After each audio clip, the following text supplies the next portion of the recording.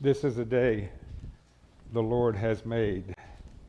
Let us rejoice and be glad in it. It is great to see everybody here today. Our numbers are still down. We still have people sick and getting over sick. So just pray for everybody. We are continuing our study. Steve, can you turn on the TV? We are continuing our study in Esther. We are going to look at chapters 7 and 8 today, and next week we'll finish up with 9 and 10. It's kind of hard when you're just looking at a story to make it applicable to our lives today, and I've tried to do that, and I hope I've done a good job. But last week we read in chapter 5 that Esther threw a feast for the king and Haman. I was told last week how to say that right, so it's Haman. She asked that if she had found favor with the king, that he would grant her a wish that both him and the king and Haman would come back tomorrow for another feast that she would prepare. And Haman, being Haman and what we've learned of him, thought that it was going to be bringing him up. The king and the queen were going to honor him for everything that he had done. Then as he left the palace and all, he saw Mordecai in sackcloth at the king's gate, and he grew furious. But his wife and friends suggested to build a gallows 50 cubits or 75 feet high to hang Mordecai. And Haman was happy with that suggestion. The king couldn't sleep that night and ordered that the book of memorable things be brought to him. They read to him the story of how Mordecai had saved his life and that he wanted to honor Mordecai. The king asked Haman the next day how he should honor a man that he delighted to honor. And Haman, again, thinking that it was all about him, told the king, to dress him up in royal robes, put him on the royal steed, and walk him around the city proclaiming, that he was such a wonderful man. Again, thinking that it was going to be about him. He went home to tell his wife and friends what had happened. Then the king summoned Haman back to the palace for the second feast that Esther had prepared. And that's where we are going to pick up this morning in Esther 7. So the king and Haman went to the feast with Queen Esther. And on the second day, as they were drinking wine after the feast, they throw some big parties back then. I mean, here it is just a dinner, and it's a 2-day drinking fest. Okay? The king again said to Esther, "What is your wish, Queen Esther? It shall be granted you. And what is your request? Even to the half of my kingdom, it shall be fulfilled." Then Queen Esther answered, "If I have found favor in your sight, O king, and if it please the king, let my life be granted me for my wish, and my people for my request." Okay? So she's about to drop a big bombshell on the king, if he doesn't already know that she's a Jew, but also on Haman, who's thinking that this is all about him. Verse 4, "For we have been sold, and my people to be destroyed, to be killed, and to be annihilated." Okay? If we had been sold merely as slaves, men and women, I would have been silent. For our affliction is not to be compared with the loss to the king.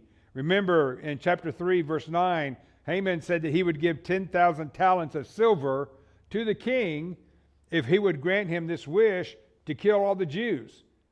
Okay? So they technically were sold. And the king, if he does not do this thing that she asked, he's going to lose this money. Verse 5, "Then King Xerxes said to King Esther, 'Who is he, and where is he, who has dared to do this?'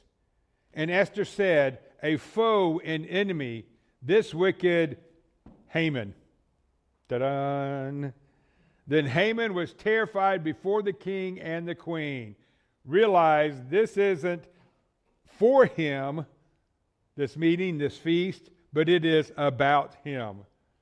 Esther was open, honest, and upfront with the king. We need to be open and honest and upfront with people to show them that we are human and that we make mistakes just like they do. I think too many times we want to put ourselves up on a pedestal above others, and we can't do that. We need to show that we are just like them. That way we can reach them when we show that we are just like them, that we are sinners. And again, I think what's happening is all in God's plan in order to save the Jews. These things have to occur.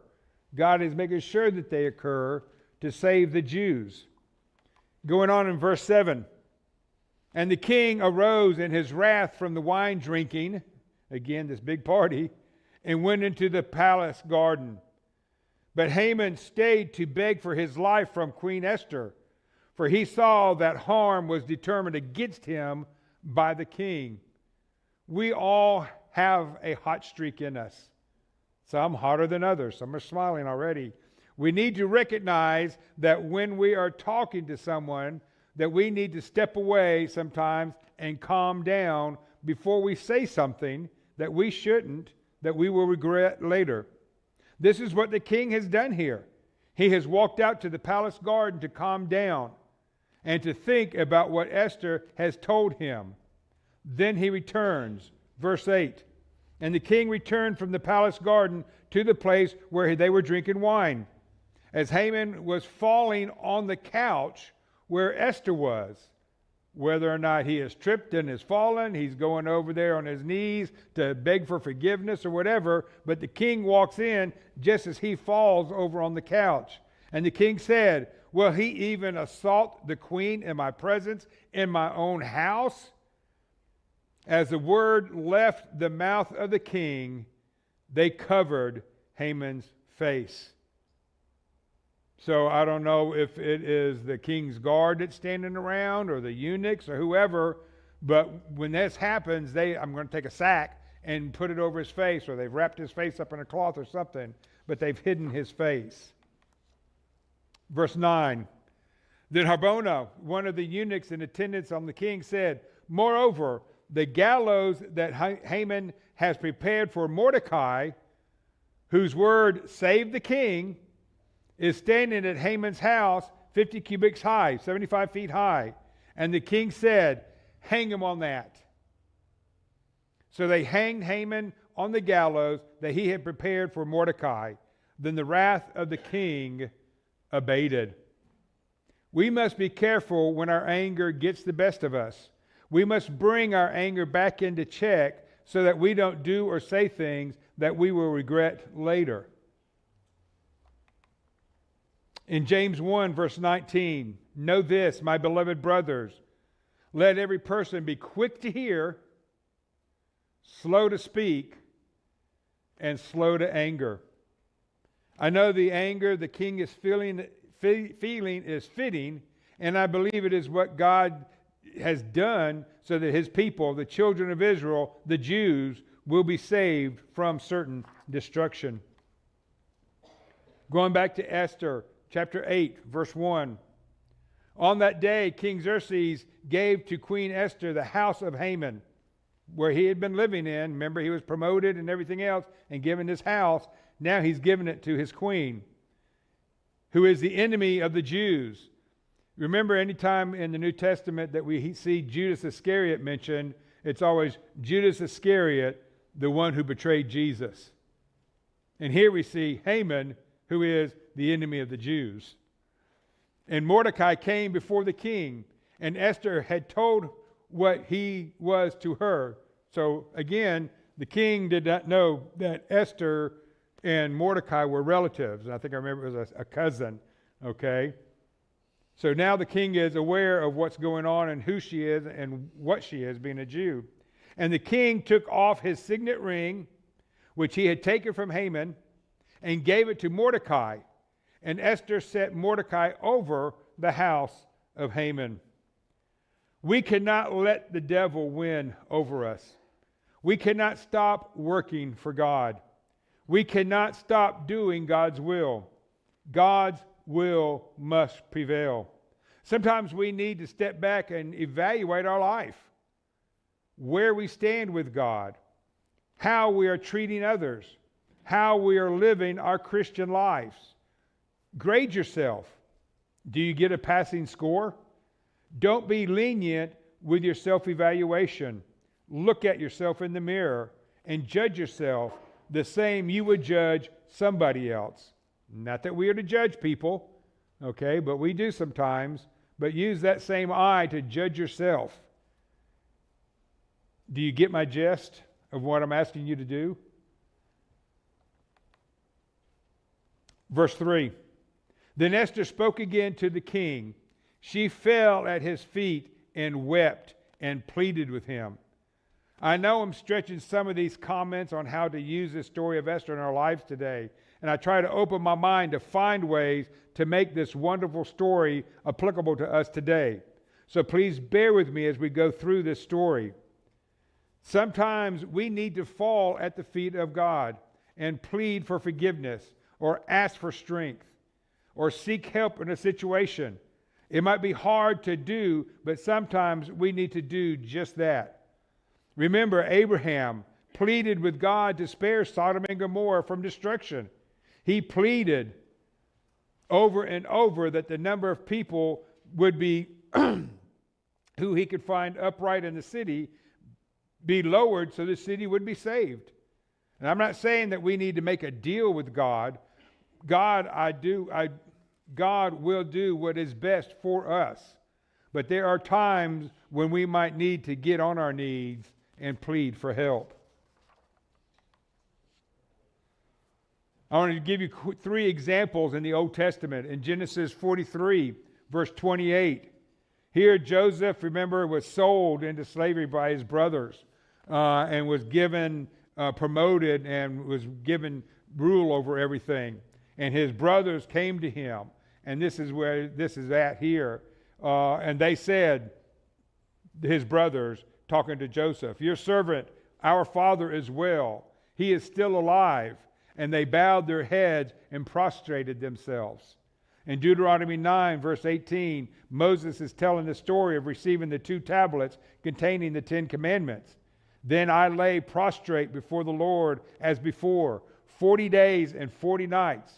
I neither ate bread nor drank water because of all the sin that you had committed in doing what was evil in the sight of the Lord to provoke him to anger. And again, this was the children of Israel turning their backs on God again. But Moses fell prostrate to the Lord and fasted for 40 days and 40 nights. And then in Psalm 38, verse 6, this is David talking here. And he goes, I am utterly bowed down and prostrate. All the day I go about mourning.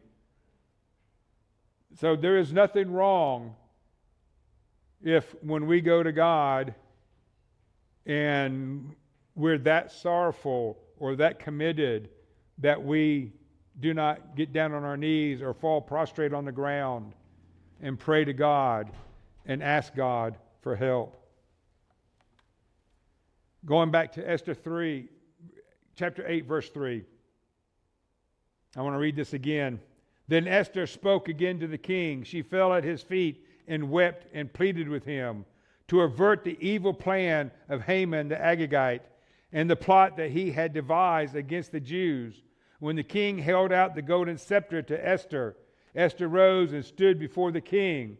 And she said, if it please the king, and if I have found favor in his sight, and if the thing seems right before the king, and I am pleasing in his sight, let an order be written to revoke the letters devised by Haman the Agagite, the son of Hammedatha, which he wrote to destroy the Jews who are in all the provinces of the king. So she's gone back to the king. If I have found favor, which she did, he was willing to give her half of the kingdom. You know, so if this is true, and I'm good, and you like who I am and what I am, please do this thing and reverse this edict that Haman created to kill my people. Sometimes we need to be specific in our request to God. We can be vague and just ask for help knowing that God knows what we need. But sometimes we need to be specific. We need to be open and honest to God in our request. We need to show God that we trust Him to do our specific needs.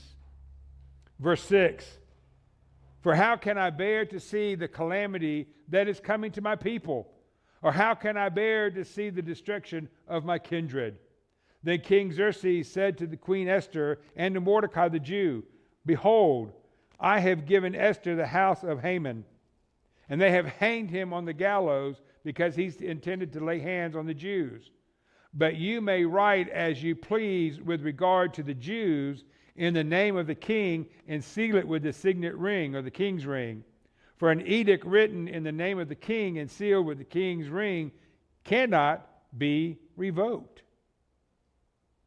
So the king can't turn around and say, you know what, you're right, we don't need to kill the Jews. Here's another edict and forget the first one I wrote. No, the king's word is the king's word. It can't be reversed, even by the king himself. Okay? So it's going to fall back on Esther and Mordecai to come up with something else to save the Jews. And again, I think God played a role in this because what they come up with is a very smart plan. Verse 9. The king's scribes were summoned at that time in the 3rd month, which is the month of Sivan, on the 23rd day. And an edict was written according to all that Mordecai commanded concerning the Jews, to the satraps and to the governors and the officials of the provinces from India to Ethiopia, 127 provinces, to each province in its own script, and to each people in its own language, and also to the Jews in their script and their language. Mordecai and Esther have devised a plan that will save the Jewish race. They're going above and beyond with the king's blessings to save God's people. Verse 10, and he wrote in the name of King Xerxes and sealed it with the king's signet ring. Then he sent the letters by mounted couriers riding on swift horses that they were used in the king's service, bred from the royal stud, saying that the king allowed the Jews who were in every city, okay, this is a new edict, this is what the king has agreed on, to gather and defend their lives, to destroy, to kill, and to annihilate, same thing that was supposed to happen to the Jews, any armed force of any people or province that might attack them, children and women included, and to plunder their goods.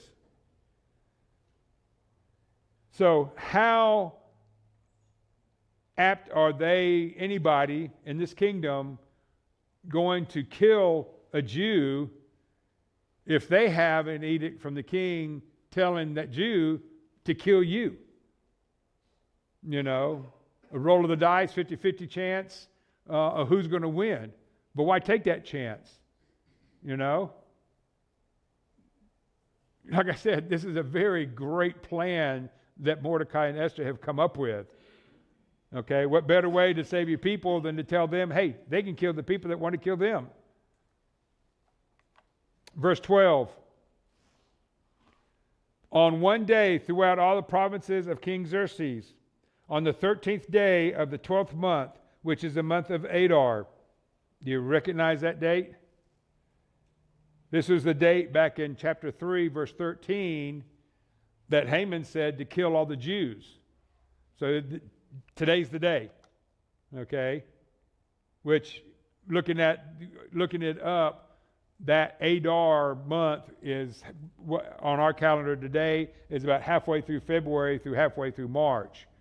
So that 13th day would be pretty much this time frame that we're in right now.